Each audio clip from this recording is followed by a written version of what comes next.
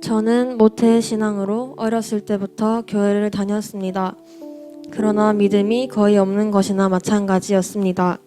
고3 때 해피스쿨을 통해 우리 교회를 알게 되었지만 다시 수능을 준비하게 되었고 교회 가는 것 자체가 저에게는 귀찮고 별 도움이 안 되는 것으로 여겨졌습니다. 공부에 방해만 되는 것 같아 교회를 나가지 않게 되었습니다. 교회를 안 나가는 것이 공부와 입시에 도움이 될 것 같았지만 오히려 의지할 곳이 없어서 더 힘들기만 했습니다. 수능을 마치고 우리 교회에 다시 왔을 때 저는 믿음이 너무나 약했고 죄를 저지르는 것에 대한 죄책감도 전혀 느끼지 못했습니다. 믿음을 가지고자 하는 마음 자체가 없었습니다. 그런 저를 우리 교회와 셀 가족들은 따뜻하게 맞아주었습니다. 셀 가족 모임을 하면서 셀 가족들의 나눔을 들으면서 믿음을 향한 갈망이 서서히 느껴지기 시작했습니다. 그런 믿음을 향한 갈망은 저에게 믿음 성장의 발판이 되었습니다. 그러나 저의 믿음 성장 뒤에는 이면이 존재했습니다. 믿음이 성장하는 것 같은데 여전히 저는 죄를 너무나 쉽게 저지르면서도 죄책감을 전혀 느끼지 못했습니다. 이 정도 작은 죄쯤이야 라고 가볍게 여기며 저 혼자 괜찮다고 판단하고 그 죄들을 계속해서 저질렀습니다. 너무나 부끄러운 것은 술을 마시는 것에 대해서 취하고 실수만 하지 않으면 되지 않느냐는 생각을 얼마 전까지도 지니고 있었고 그런 마음으로 음주를 즐겼습니다. 그러다 회복캠프 전주에 있던 금요 폭풍 기도회에서부터 하나님께선 저를 회복캠프에서 회복시키고자 준비를 하셨던 것 같습니다. 금요 기도회 때 이제까지 지었던 큰 죄, 작은 죄 모두에 대한 죄송함이 밀려왔고 큰 소리로 죄를 자백하고 회개하며 기도하였습니다. 마침내 회복캠프 당일이 되었고 저는 금요 기도회에서 받은 마음을 지닌 채 기대하는 마음으로 회복캠프에 임했습니다. 회복캠프에서 죄와 관련된 말씀을 들으며 제가 지었던 죄에 대해 전심으로 회개하게 해주셨습니다. 이전에 저는 죄에 대해서 너무나 가볍게 생각했습니다. 제가 죄라고 생각하지 못했던 것들도 죄였습니다. 그 무겁고 가벼운 제가 지은 여러 죄들이 예수님을 십자가에 못 박히게 했다는 사실이 너무 슬펐습니다. 그냥 하염없이 눈물이 났습니다. 어떻게 그렇게 부끄러운 행동들만 골라서 했을까 하는 마음과 동시에 너무나도 죄송했습니다. 죄송하다고 부르짖으며 펑펑 울고 이런 저를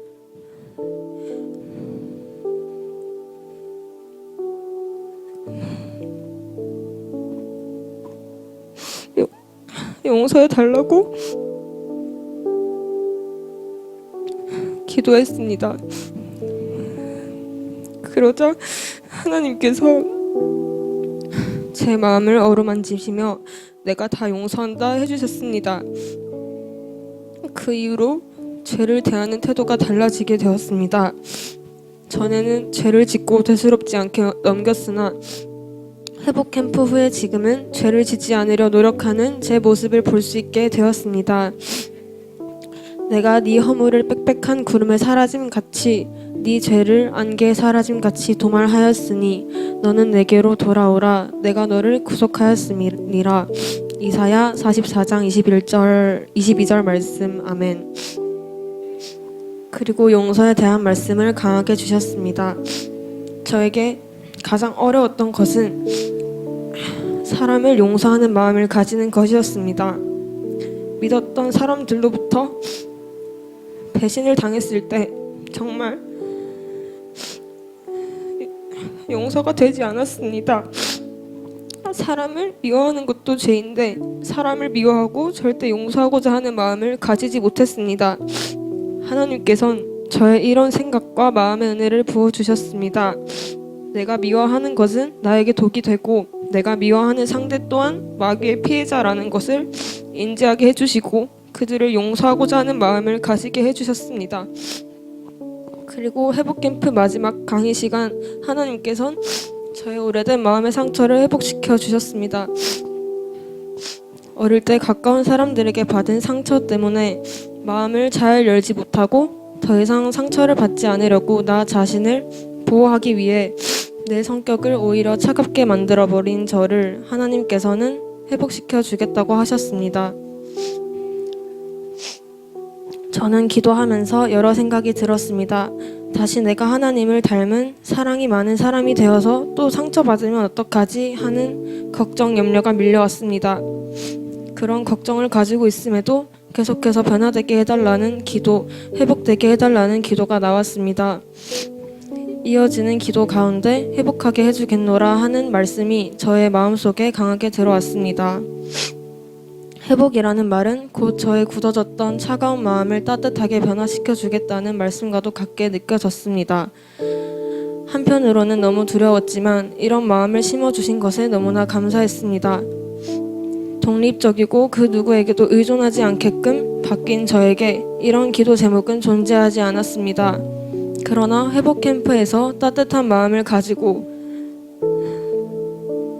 하나님의 마음을 닮은 사랑이 넘치는 사람으로 변화되게 해달라는 기도 제목을 주셨고 회복 캠프 이후인 지금도 기도하고 있으며 하나님을 닮아가는 변화 과정에 놓여 있다고 생각합니다.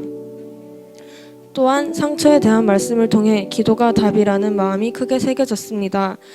지금까지 기가 닳도록 기도가 답이라고 기도를 해야 내가 산다고 들었으나 저는 깨닫지 못했고 하고자 하지 않았습니다.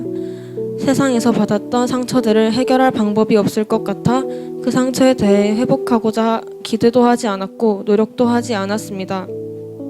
조금의 노력이라고 볼 수 있는 것은 그저 세상의 방법에 의탁하는 것이었습니다.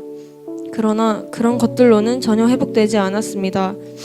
이번 회복 캠프를 통해 처음으로 기도가 답이라는 메시지가 저의 마음을 가득 채웠고 기도하면 모든 것이 회복될 것이라는 믿음을 강력하게 주셨습니다. 아직 저는 기도로 하나님께 매달리는 것이 어렵고 기도로 해결하고자 하는 마음이 흔들리기도 합니다. 당장의 변화가 쉽게 되지는 않겠지만 계속 기도하고 노력할 것입니다. 기도가 답이라는 확신을 얻었으니 기도하겠습니다. 고난과 역경이 왔을 때 하나님을 포기하는 자가 아닌 하나님을 더욱 의지하는 자가 될 것을 결단합니다. 그리고 저에게 변화될 수 있다는 마음을 주신 하나님의 말씀을 붙들고 변화되기 위해서 끊임없이 기도하는 자가 되길 결단합니다.